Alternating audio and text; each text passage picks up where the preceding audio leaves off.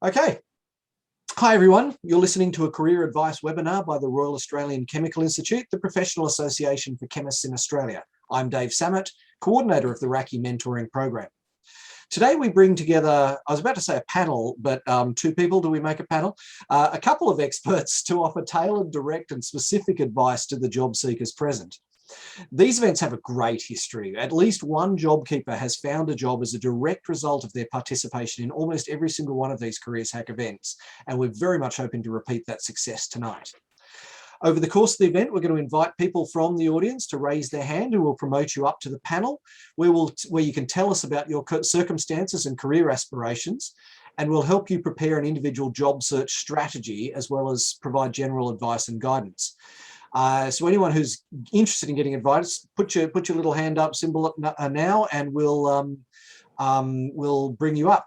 I do note that we will be asking everyone who participates tonight for your permission to share the recording, but if you say no, we'll cut you out of the recording. And job seekers who participate tonight, we also follow up with up to 3 introductions to RACI members to facilitate your job search.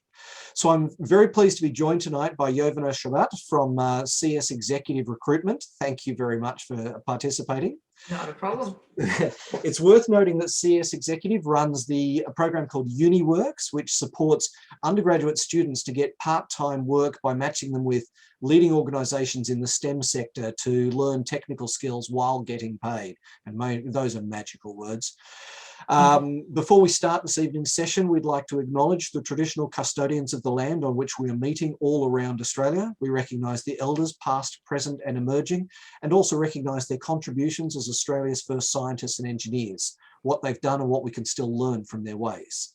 And of course, we'd like to thank the 2021 sponsors of the RACI mentoring program, DCS Technical, Envirolab and Laboratory Credit Union. It feels like it gets longer every time. So who's going to be brave and volunteer? Bathika, we've spoken to you a couple of times, and Nadia, I believe we've spoken to you, so it'd be great if we can get a couple of new faces. Janice, are you feeling brave? Can we promote you? Because I know you're looking for work right now. Here we go. Mike P first. Good on you. And Janice, we'll come to you next. So Mike, I'm going to promote you up. Here we come.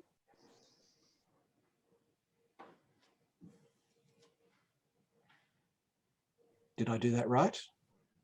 Yes, I did.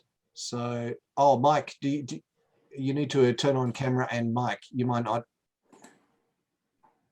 Oh, here we go. There we go. You're definitely muted, Mike. Hello. Hi there, Mike. How's it going? I'm good, thanks. How are you? Yes, great. Nice to meet you. Thank you for this evening. Absolutely. So, Mike, tell us about yourself and what you're looking for. I graduated back Melbourne. I did a commerce degree and a science degree, so I majored in chemistry. Mm-hmm. Then I basically went out, worked in the lab for 2 years. Kind of didn't like that, and then went and joined sales in real estate. Cool. For 7 years, and then now things have sort of changed. I've been there and been in sales, not the sort of thing, and doesn't really suit my personality type. So I'm thinking about entering back into perhaps science, and maybe I'm struggling to find, being nearly 10 years out of the science industry, it's a bit tricky to get back in. A lot of training and a lot of procedures, it's very hard to enter back into that sort of market. Mm-hmm. So for someone like me, do I need to basically get some reskilling, do a postgrad degree, or do I need to, are there any other ways that I can tap into the industry? That's a very good question, Mike. Jovana, would you like to start? Yes. Well, nice to meet you, Mike. So I guess, what was your first job in? What sort of industry? What was your role like? We did soils and water testing for companies. So I was basically an analytical chemistry, and I was an analytical chemist. Okay, so running instruments and not just sample prep. First year in sample prep, then running instruments in the second year. Okay.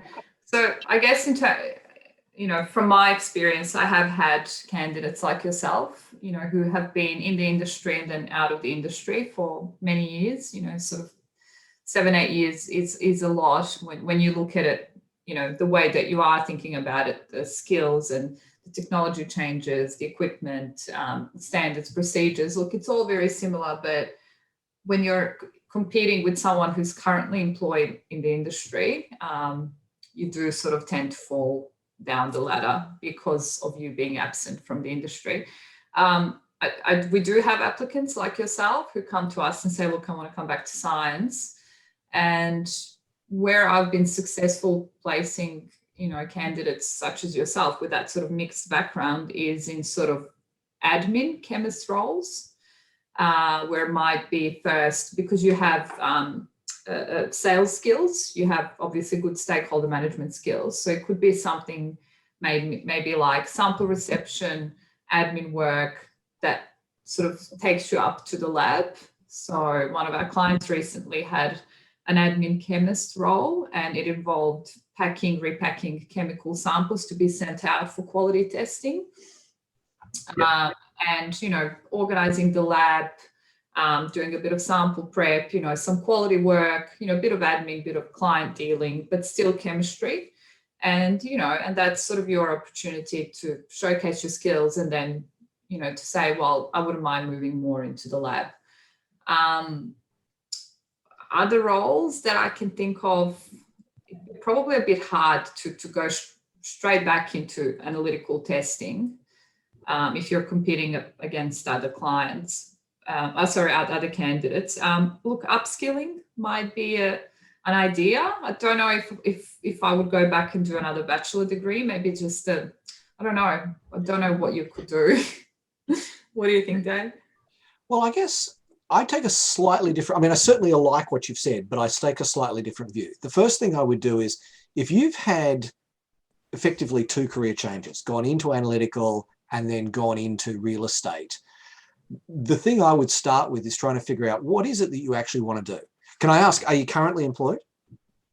Yes. Right. So you've got a job, so you've got security, you've got income, you've got time to think and plan. You don't need to act precipitously. So I'd probably take 3 to 6 months, network extensively, figure out exactly what it is that you want to do, and investigate the sort of areas that would be receptive to you. Right? So rather than just saying, here is an opportunity, I'd look at the whole field and get a feel for the whole field. So there might be, Jovana, do you think there would be transition jobs like product specialist or sales sort of jobs that could combine his sales experience with technical sales jobs? Technical definitely sales. And it comes down to, I know you said at the beginning there, Mike, that you don't necessarily want to do sales, but real estate sales and technical sales, they can be quite different processes. Real estate is very aggressive sales. Technical sales is much more about relationship management. Do you enjoy relationship building? I guess that's as Dave said, that's the most important thing. What do you want to do? Where do you see yourself? I think I don't mind it, but I did consider technical sales, and it probably would match my personality type as well. Because a lot of these roles don't really have true KPIs because you work alongside the sales and marketing team. So what you do is you are a support to an account manager. So, you don't have that pressure of bringing in, not so many dollars per month. So it could be something that, and you would be a part of innovation. It's still technical, but still very stakeholder management. But as Dave said, I think, maybe figure out what sort of. And there's so many ancillary jobs. Because you said you didn't really like the analytical. You also at the beginning. There's so many jobs that are outside the lab where somebody who's good with people but has a scientific understanding can be enormously beneficial. In consulting, in what's the word I'm looking for? jobs that are people facing for scientific organizations, communications, even things like the R&D tax incentive. You know, there's lots of areas where, depending on what you're interested in and what your particular skills are, and that's what I do. I'd network around, I'd build myself, understand the range of options that are out there, and then make a decision. And yeah, look, yeah, even quality roles, you know, it's still very scientific and procedure and policy driven, and you'd still be around, you know, maybe manufacturing and policies, procedures, testing, but you would be doing something completely different. So there are a lot of options. It'd be just a matter of you figuring it out, and then, as Dave says, growing your network and trying to find that company who would. Yeah. And of course, there's always government and semi-government jobs as well, water authorities and all that sort of stuff where, you know, again, that mixture of skills, that communications, that can be really valuable. So rather than abandoning the experience you've got, you might be able to combine it to keep your career progressing rather than taking a step back. And the only other question you asked in my mind is, should I go back to uni? Well, I have expressed it 1,000 times and I'll express it 1,000 more. To me, further study is a slow and expensive way to get a new job. You know, you do further study for the love of further study, and that's something I utterly respect, but I wouldn't do it for the sake of getting a job. You know, I'd look at micro-credentialing, I'd look at cross-skilling, I'd look at all sorts of things, but just going back and doing more of the same is not the way I would pursue the world.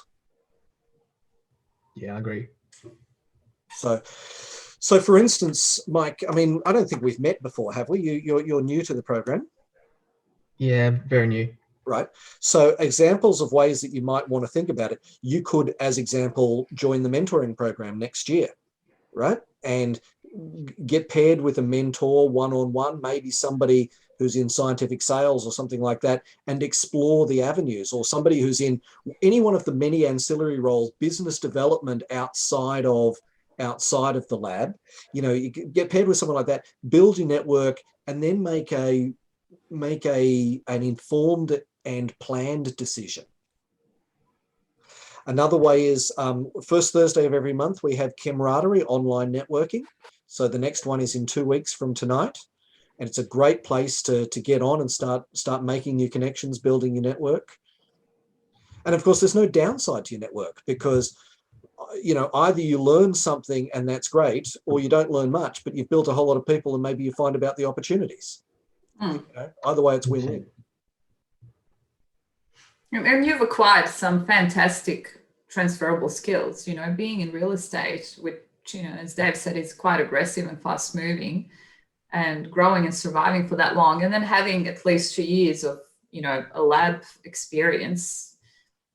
You know, there's a lot of options for you. And look, in science, all companies are always looking for good technical sales, you know, representatives, because most of the scientists are not really interested in being that front and, you know, dealing with stakeholders. So if that's where you might, you know, see yourself, that's, you know, you've got plenty of options, I think. Yeah, absolutely. And to help kick you off, Mike, I've got a couple of mentors I could introduce you to straight away, where you could start exploring whether you like these ideas or not. That's one of the beauties of the mentoring program, or in the careers development program generally. We'll work with you over time, and you know, we've got 4,500 members. They cross every area of the working field, and we'll happily help you find your inspiration. Sounds wonderful. Is there anything else that we can tell you today? Feel free to ask us the questions. You've got the floor. Getting a bit shy now. What if I also looked into chemistry and coffee? I mean, combining some of your interest and passion, but then it seems to be a very hard field again. There's not many ways to tap into that sort of field as well. Chemistry, what are your thoughts? Coffee, did you say?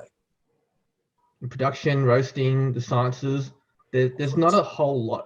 I could introduce you to somebody who does R&D in coffee and food products.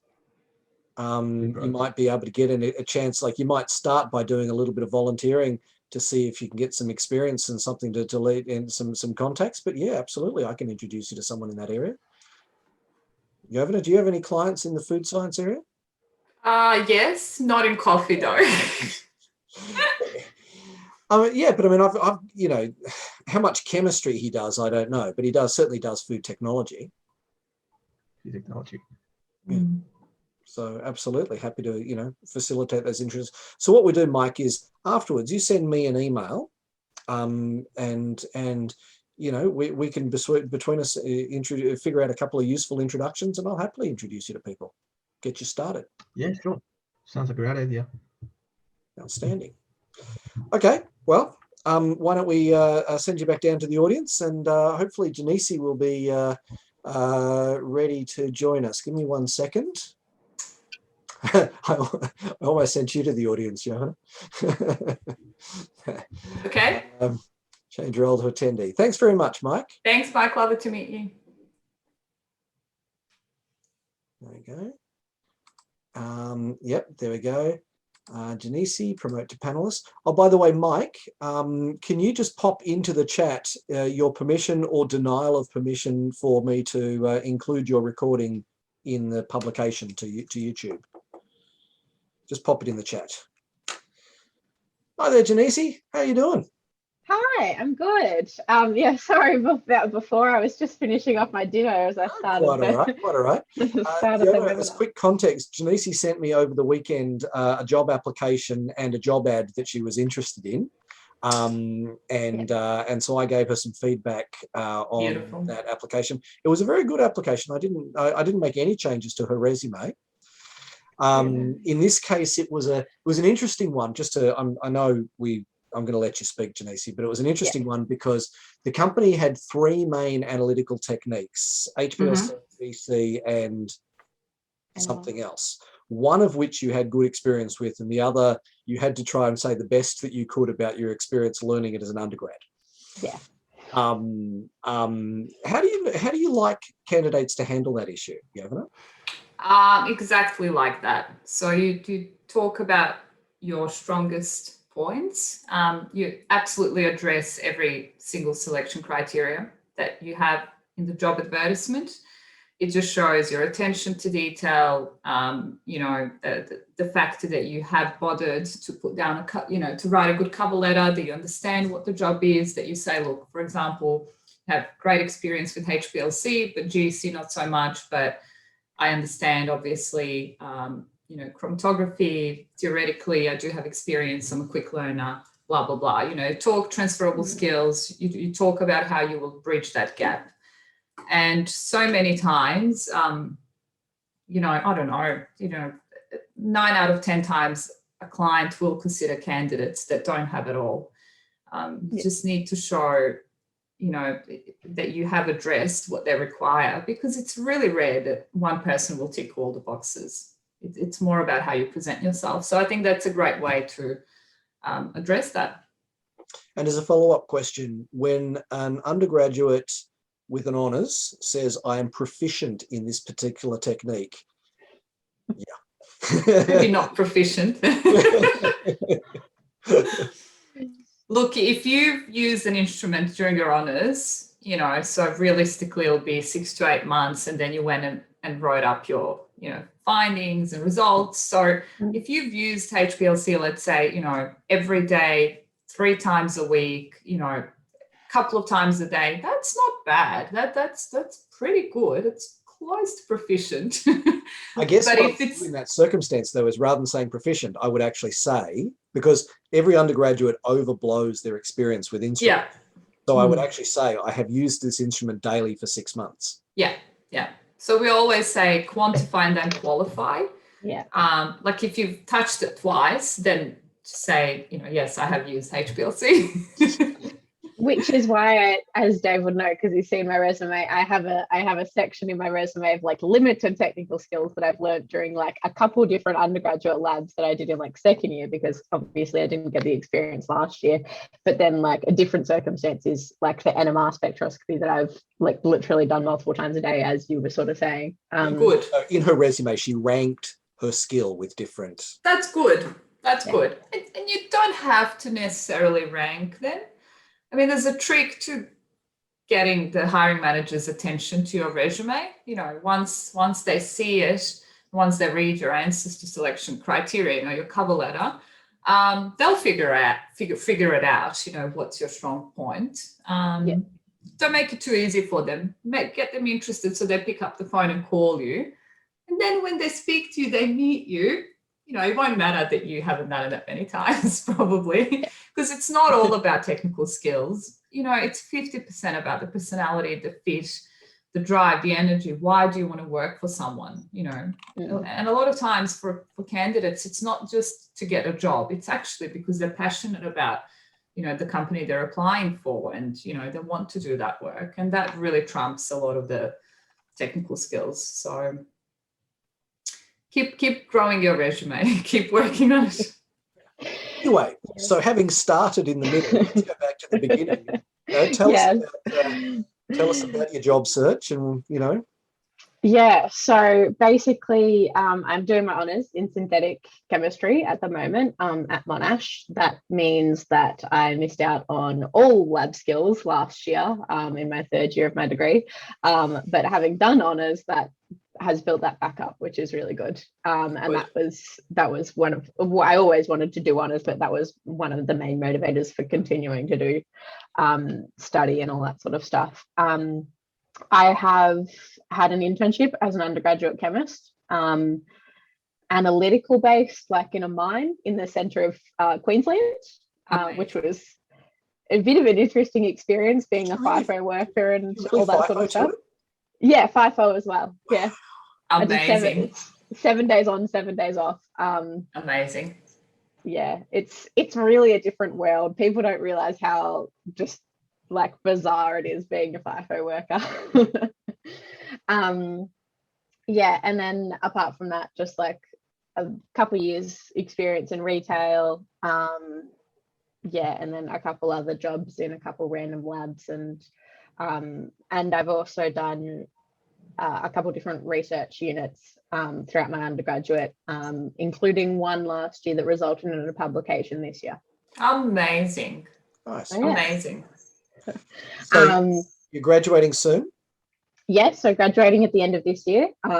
My thesis and all that sort of stuff will be done by the start of December, which means that, and that was delayed as well. That's a 2-week extension because of all the lockdowns that Melbourne's had. But we're actually in at the moment, so that's really good.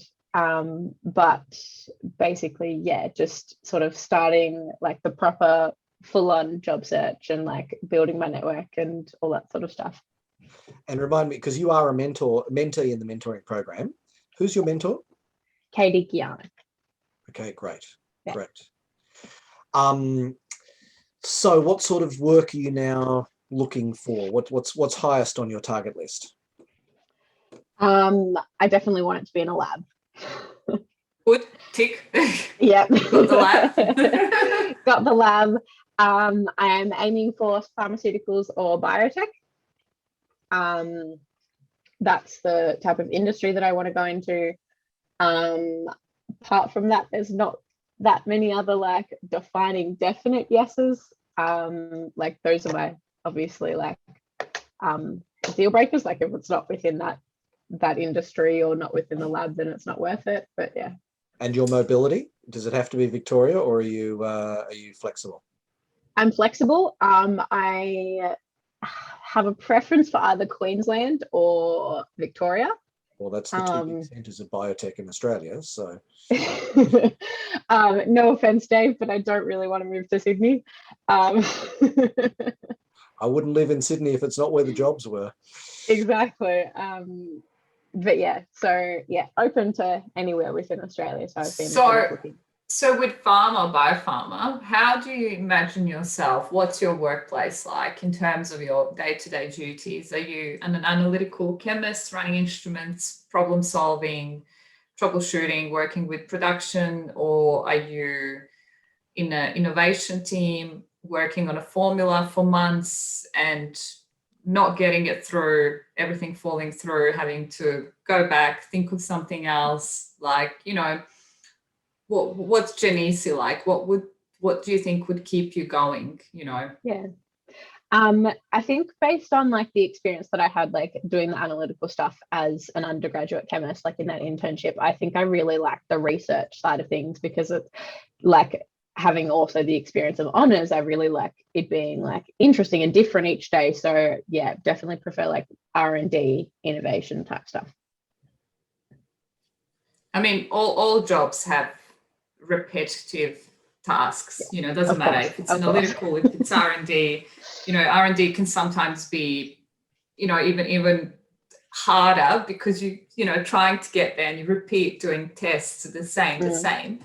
And, you know, analytical testing, something new is happening every day, issues here, issues there, fix this, fix that, you know, get things out the door. So, but it's more around how your mind works and you know, what you think would suit you best. So, look, there's always R&D in pharma and biopharma. Personal care is another great area to go into. It's paid really well.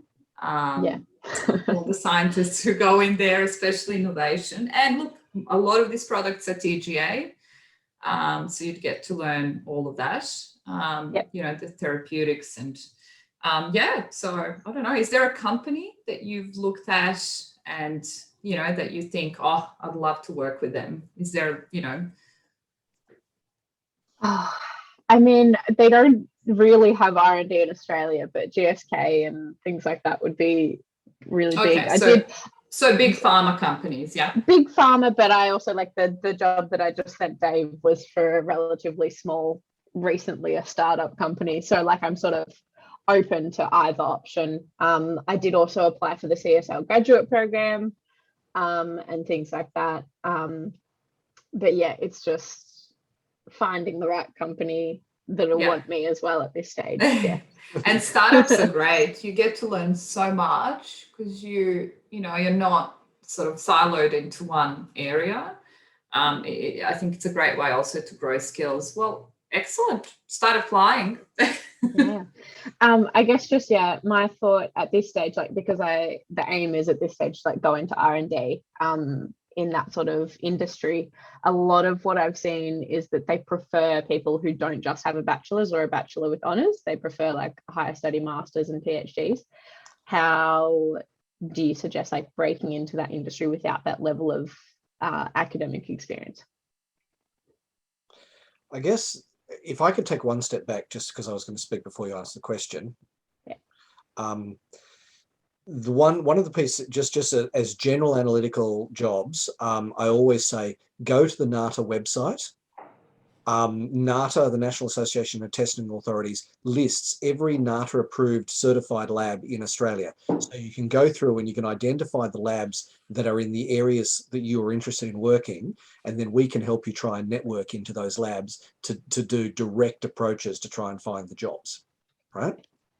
That can be really powerful. The other thing that you as a mentee have as an advantage, you have in your possession a list of 83 mentors in Australia, many of whom work in the fields that you are particularly interested in working in, and you have 3 months now to be actively networking with those people.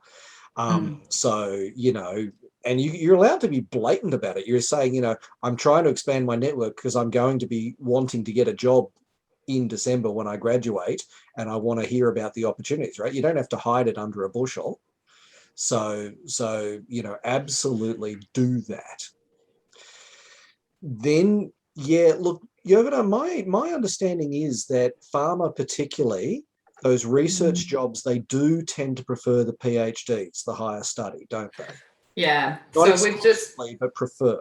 We've just done a couple of jobs in biopharma. Yeah, look, I'm just trying to think. Last 5 jobs in innovation in R&D in pharma, PhD is, you know, like top of the first point of the key selection criteria.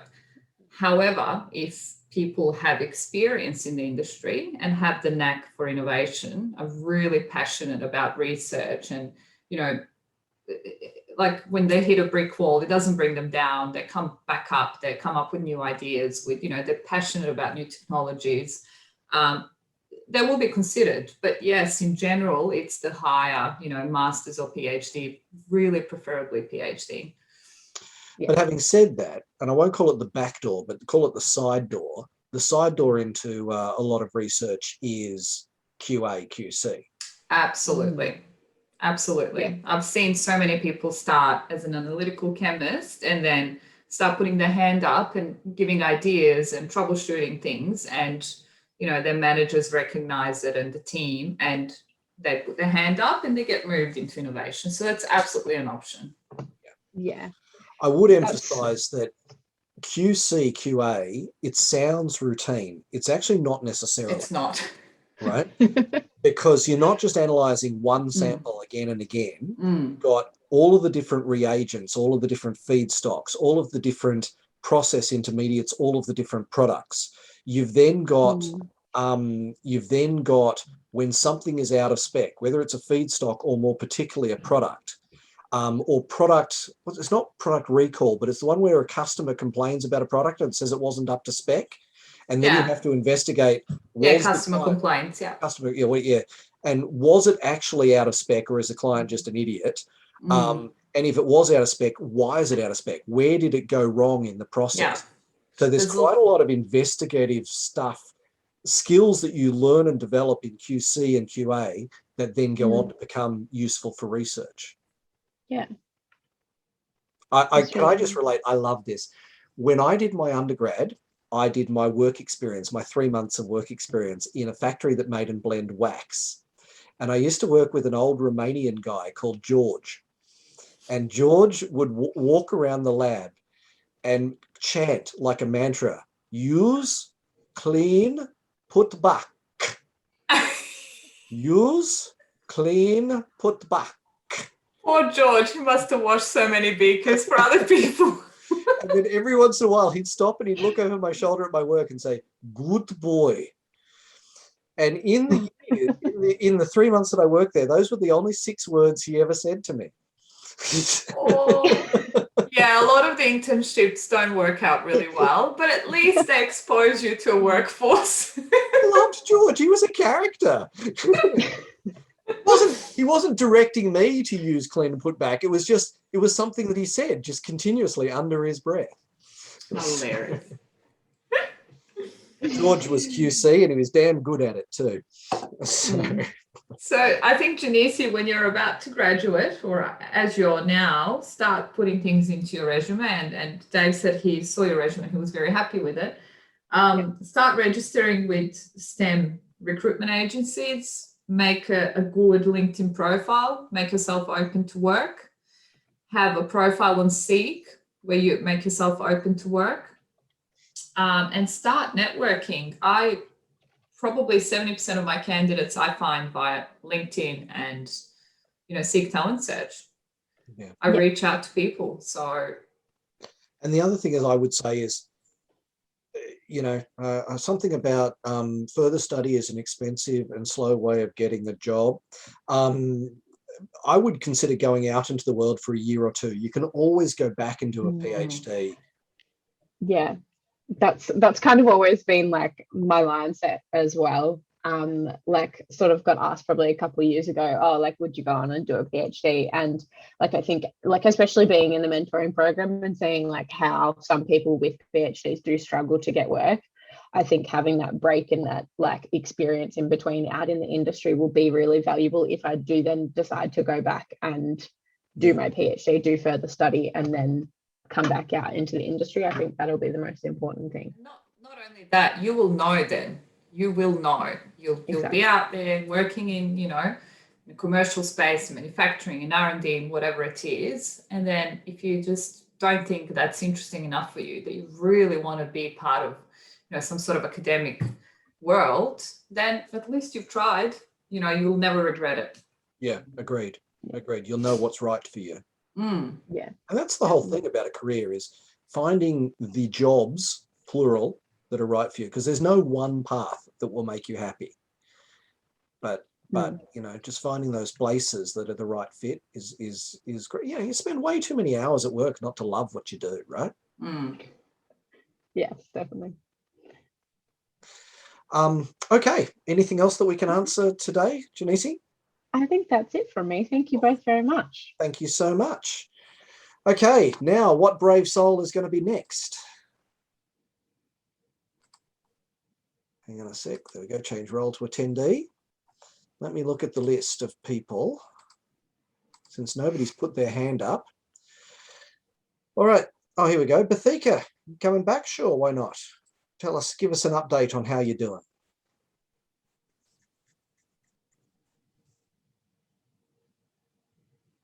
Okay.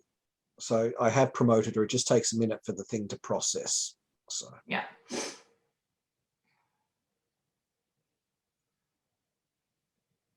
And someone's got me intrigued. They've just come in as initials, LR. Okay. You make me want to know who you are now, LR. Hi, Bathika. How you doing? Oh, hang on. You're muted, Bathika. Unmute.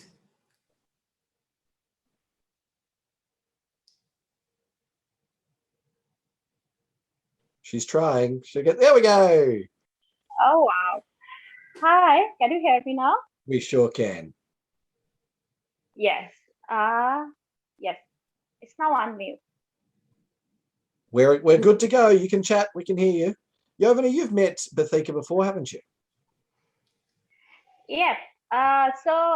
Just first introduce myself. I think I'm talking with my mobile, so I just try to. I'm Deepika, and I think it's better to introduce myself as a food researcher, a graduate researcher, and I spent my 7 years 7 years in food research. So my first project was flavor of low alcohol wine. So it was actually a challenging project. So after reducing alcohol, how can preserve the flavor and taste of the wine? And then I moved to USW and I worked on dry food products. And it was also a flavor project. And through this journey, I learned to use different analytical instruments. And I really developed my problem solving skill, thinking skill. So yeah, after my PhD, I took a break due to having my kids.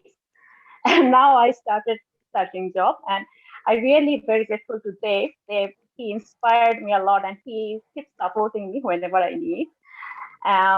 The thing is actually, I know it's very difficult to get part-time job in my field, but due to my family responsibility, I'm looking for part-time. So from both of you, I just need some advice. I'm still looking for job in different laboratories. From last year, I'm working as a lab technician because I got that job as a part-time. I'm planning to be back as a full-time within 2 years, but these 2 years I try to get as much as industry experience, maybe laboratory, food industry, or R&D, whatever it is. So what is your advice regarding on that? I'll just jump in first. We personally don't get a lot of part-time roles, unfortunately. It's really, really rare. You know, it'll be 2-3 times a year if that a client will want us to find a part-time person. And then when they do come through, nobody's looking for part-time work. So, yeah, I think, you know, that's the problem, that there's probably not a lot out there on Seek, Indeed, LinkedIn, you know, that you can choose from something that will match your skills. You're obviously very educated, highly qualified, and it's so hard trying to juggle, you know, being parent and still, you know, to keep learning and to stay connected to the professional side of where, you know, of where you want to be in the workforce. So, you know, I think sometimes maybe reaching out to companies, medium and smaller size, and because they might not advertise, they might not go through recruiters, and just showing your interest, just saying, I'm happy to work, you know, a couple of days a week. Again, networking, as they would say, just trying to make connections. How long ago did you last work in the industry, like in a full-time job? It's 2 months ago. Actually, that job I was very happy with that job, but suddenly my boss actually was asking me to work full-time, and I said I can't work full-time, and then I need to leave the job because they need a person full-time. They were very happy with my work because I worked full-time in my lab for my PhD, and I use HPLC, GCMS, and I think for Janice, you were describing that working on one formula like for a long time solve the problem. Yeah. But right now, actually, I have a 2-year-old kid, and he's due to COVID every time. Even though he has a little bit cough, we can't send him in childcare. Yeah, everyone's in this. It's terribly unfortunate and inconvenient. Yeah, actually, I was planning to start full time, but due to this COVID situation, I'm trying to get. Yeah. What about universities? Any food innovation? So your last role, was it a lab tech role, or was it a more senior role to do with innovation and analytical work? It was lab tech role. It was an R&D. It was R&D lab, and I need to check the stability of the product every time. Okay. Yeah, but they have a lot of work. So working 2 to 3 days, it was not enough. Yeah. So that's all. But a tricky one. Register with us. I don't think we have you on our database, and I suppose we could maybe reach out to some clients that are close to in a suburb, in a part of Melbourne where you live. I think it's in Sydney. Yeah. Okay. Yep. Sorry, Sydney. We could reach out, to food manufacturers that are, sort of close to you, because you'd still probably have to drop off your child, pick him up. I can imagine that, and maybe we can. Yeah, I don't know. What do you think, Dave? Yeah, obviously Bathika is one of my favorites. I readily admit to having favorite mentees, and Bathika knows how highly I think of her. I love the fact that Bathika has been incredibly attentive to everything that we've tried to do. She's been really responsive. You should have seen the application she submitted for the practice job application. It was a masterpiece. Wow, I don't doubt that. 10 out of 10 cover letter. I used it last week in the workshop as an example of a top quality cover letter. Really nice mix of concise and to the point, but a mix of I statements and you statements as well, where, about what I can contribute to the organization, just a really nicely crafted. So the problem isn't her job search, it's the lack of opportunity. It's the lack of opportunities for part-time. And of course, the other thing is that the food contacts in my key network are all suffering because they all have a retail exposure. So all of my good contacts that I would normally push Bathika on, nobody has the opportunity. So I've felt quite helpless, I have to say, Yovana, to help Bathika here. Yovana, Bathika, after the last time we spoke, I did arrange for somebody at Western Foods to find me a contact. Did that ever pan out, or do I need to chase that up? I think Western. I didn't get that. Okay, I'll follow that up. Right. Yeah. Last time, actually, I contacted Asif again about a job in ALS, lab technician, because they are taking lab technician, casual or contract. And I'm still looking for like Eurofin, other labs. Envirolab is hiring again. Okay, I'll check it. I checked Eurofin today, but I will check Envirolab again. Yeah. So I was even thinking about the universities. The problem, Yovana, is that the universities have scaled back a lot of their part-time jobs. So there's all people who, so it's ordinarily that'd be a place where I would go to, but it's just a bad market at the moment Mm. in some sectors. Mm. Yeah, And you're right. They would have I- scaled back all the full times. Yeah. Sorry, Bathika. That's okay. And I was like last time I tried Eppendorf, they were asking for calibration specialists. Which one? Eppendorf. Oh, Eppendorf. Right. Yeah. Okay. Yeah. Yeah. They make They were the asking, yeah, various Eppendorf. lab kits. Mm. Yeah. Yeah. I'm glad I know what it's called. Yeah, it's one Lab of things. these. Yeah. And they were asking for calibration specialists. Right. I have a question to Sovana. Actually, the thing is, sometimes the labs were asking for some ISO certified, then some special software, some special GLP. Is it just common lab things that we have to follow, or is it something? Yeah, it's a different? standard, the standard. So GMP is good manufacturing practices. That's mostly related to food or complementary medicines or pharma.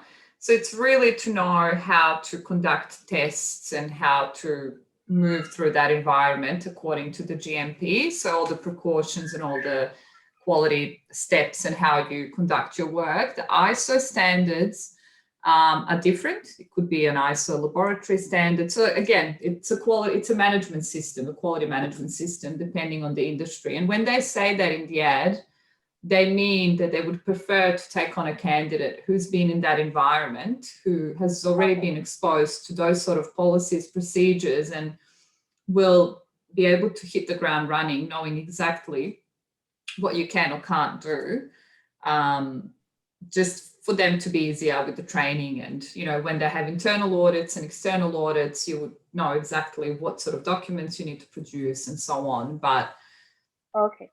they're all very similar. It's just different sort of, I guess, depending on what the product is, that's what, that's where they vary, but it's all about the quality of the end product. Yeah, the thing is In a actually summary.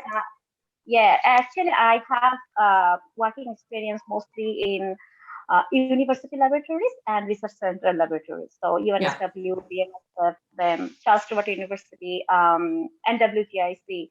So actually, I think I have to go through these procedures, but I don't know the exact name. To maybe. what standard they refer to. Well, what about this last role that you've been in? Is this a...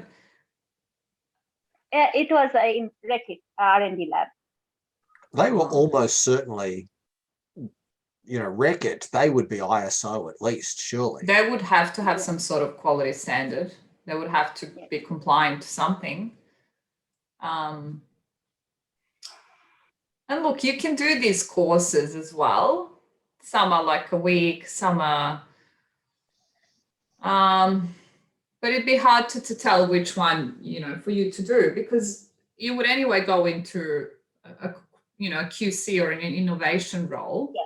And it really wouldn't matter because you wouldn't be doing the QA side of things, the policies and procedures. It's just one of those things they like to tick off. It's easier for them to train if you've already been exposed and know the environment and know how you need to manage the documents and, the certificates of conformance and so on. But you already know the work, even though you don't know what to put it under.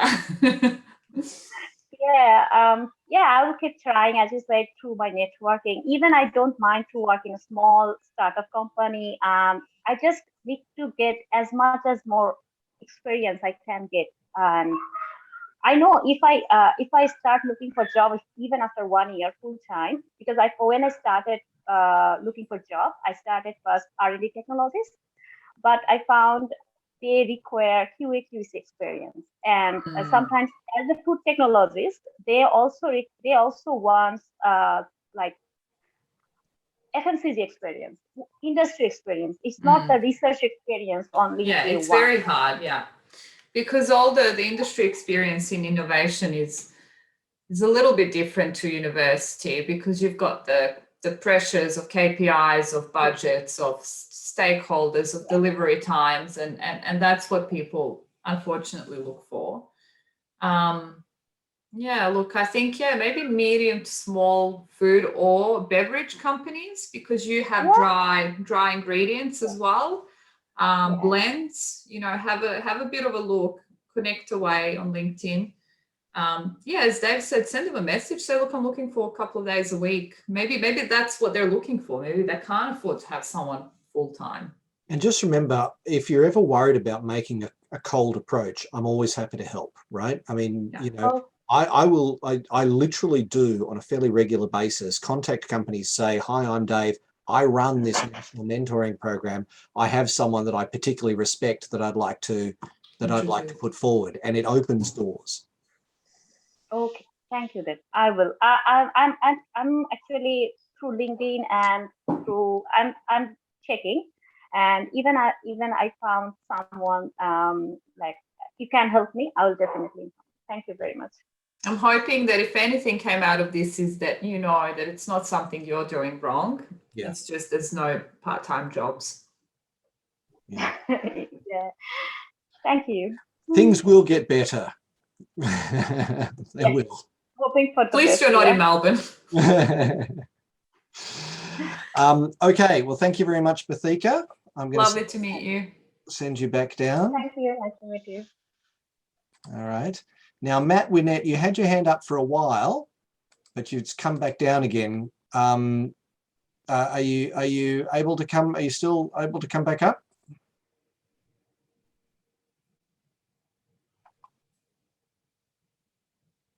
Yes, no. Okay, last chance. Oh, hang on, someone's put their hand up. Hang on, someone's put their hand up. Yes, there we go. Then Matt's put his hand up. All right. Remote So I can panelist. offer my spot. All right. So here we go. If the last chance for anyone who wants to put their hand up after Matt, Matt will be the last. Oh, sorry, Matt disappeared. His phone might have dropped out. He All just right. wrote it. He's here. Is he here? Oh, yes, he is. Great. All right. Well, as I say, last chance to everyone else. Matt will say hello in a sec. You'll need to unmute yourself for that purpose. But yeah, last chance. Anyone else who wants to put their hand up? We'll take one last one, if anyone. How's it going, Matt? How's life treating you? Oh, pretty well. Oh, it's hard to hear myself with that. Hearing myself twice. Sorry, I have to use my phone because my laptop's dead. Yeah, life's pretty good. So it's still comfortable at work, but still looking for that full-time sort of position. I've luckily gone through some interview stages instead of just being put into like the side bin for the applicants. So I've actually had some interviews recently, but they've gone to pursue with other candidates. Hey, an interview is a win. Exactly, that's what I'm taking as a learning experience. And I mean, the very fact that you get to an interview puts you in the top couple of % of candidates. Absolutely. That means that a couple of interviews in, there'll be the job. You might miss out on one, you might miss out on two, but sooner or later, as long as you're getting the interviews, you're in the race. Yeah, so what I followed up with them before, it's a little unfortunate to hear that they did go with someone else, but they do still like me, as the recent one that I applied for says, you may not be suitable for the position we got you for, but we can find something else for you within the company if something arises. Absolutely. Which is a good win. I guess my question is, because this career is so competitive, there's a lot of applicants for this one position. I was sort of thinking a realistic approach of maybe going down a different path if it comes to it. So maybe teaching. So I've put through an application just as a plan B if it doesn't go through with finding another lab role by the end of the year. So just remind me, Matt, I know I'm supposed to know, but I have a lot of mentees. So firstly, you're in Melbourne, aren't you? Yeah. Right. Okay, got that much right. Great. Melbourne, You're doing an analytical role now. What type of analytical? It's wet chemistry. So raw materials, wet chemistry techniques, all the sort of basic skills. But in a QC environment? Yeah, it's a QC position, but I'm more focused in the raw material testing because they only have the 2 raw materials chemists, so I don't think they'll train me on the analytical instruments because they don't have the time or people to train me on it. Yep. But I do. So I you're do a GSK, yeah? Yeah, I do shadow them when I can. That's all I can really do at the moment. But yeah, I guess it's I'm still losing out to other candidates. It's just plan B. See, GSK worst case scenario. GSK is a big company, and most of my experience is in small companies. But the thing that I found made the most difference in my early career was that everywhere I was in the lab, I made sure, number one, I was doing my own job well, but then I looked around and I said, how else can I help? What's not being done, what's being done by consultants, how else can I help? And volunteering for that stuff very quickly led me on to further things. Yeah, so it's like offering if I need to make any do any Kanban requests or make up mobile phases for like the analytical chemists if they need it, or any standards or whatever they need made, I go and ask them. So yeah, the day feels good. How does it compare to your role in production and now being in a lab on a bench? Is this what you were looking for? Oh, most definitely. Production is completely different to what the lab role entails. I guess there's a lot more being part of a team in the production role, but in this one you have your own individual tasks, like daily tasks to set for the group. As doing your assigned tasks within the day, and that makes them happy. And are you enjoying your work at the moment?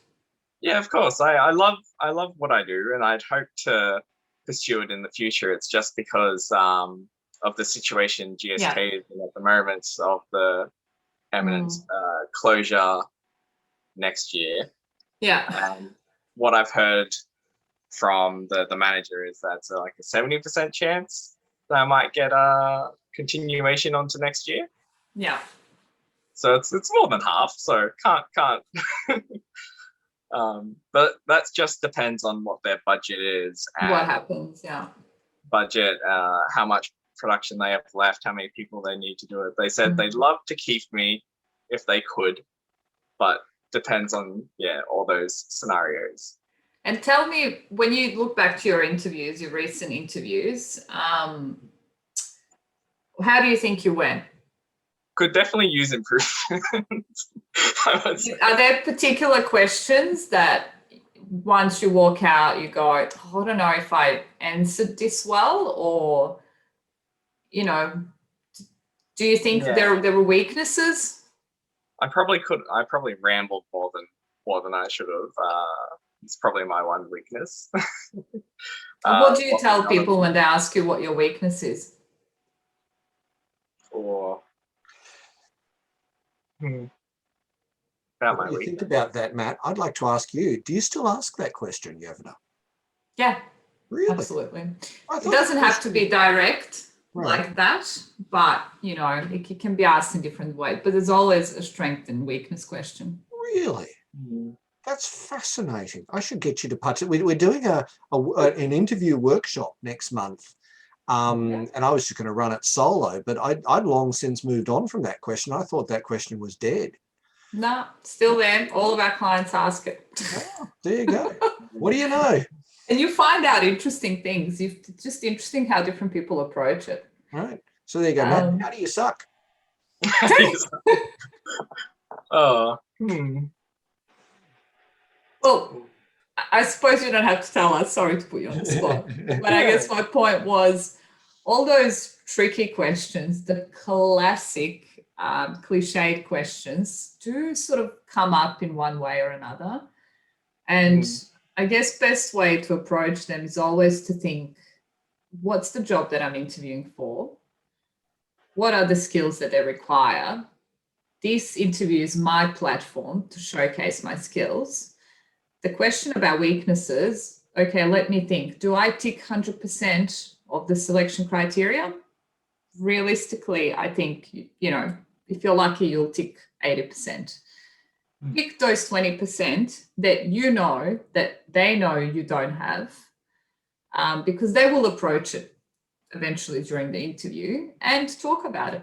You know, to say, look, you know, in terms of the weaknesses, always lead with technical side of things, because it's obvious, it's there. I always say to people, don't introduce new things, because people have answered to me with their weakness. You know, answers are, I tend to be late, I don't get along with everyone. And I'm going, just don't say anything like that.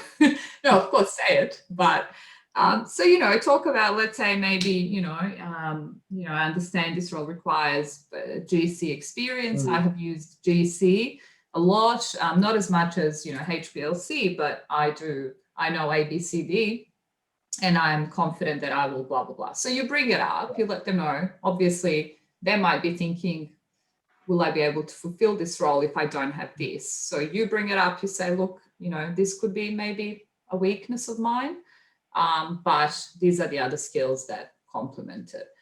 I genuinely don't know how I would answer that question in this day and age. Yeah. You would just say, look at me, I've got it all. What you know? It's not that, but, you know, I mean, you know, the one I used to say back in the beginning of my career, when I was in my 30s, I should say, 20 years ago, bloody hell, I'm old.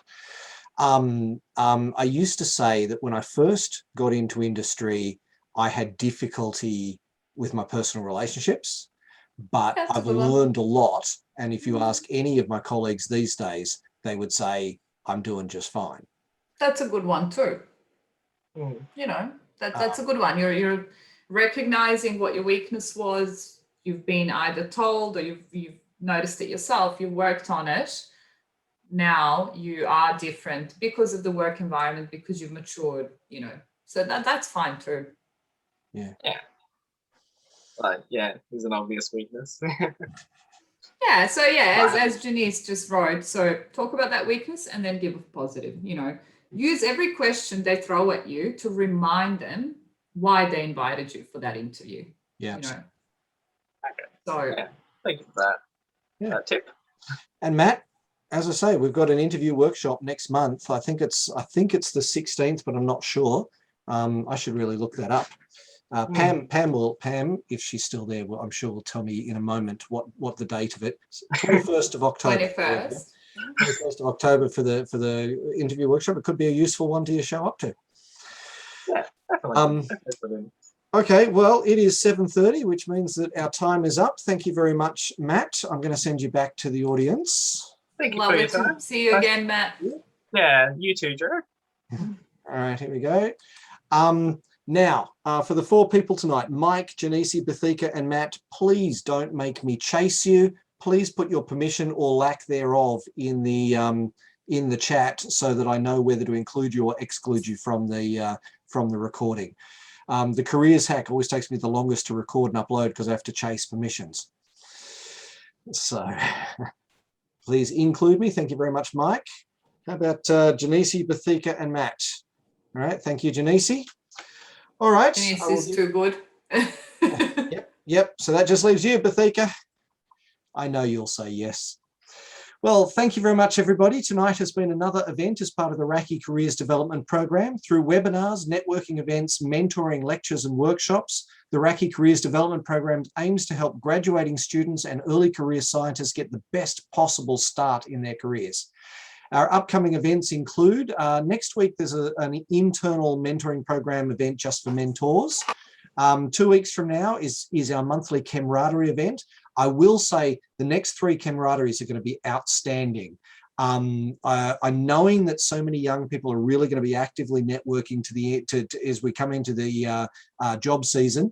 I've really pushed the mentors to show up, and I've had a lot of positive responses from the mentors. So they're going to be ace, these next few.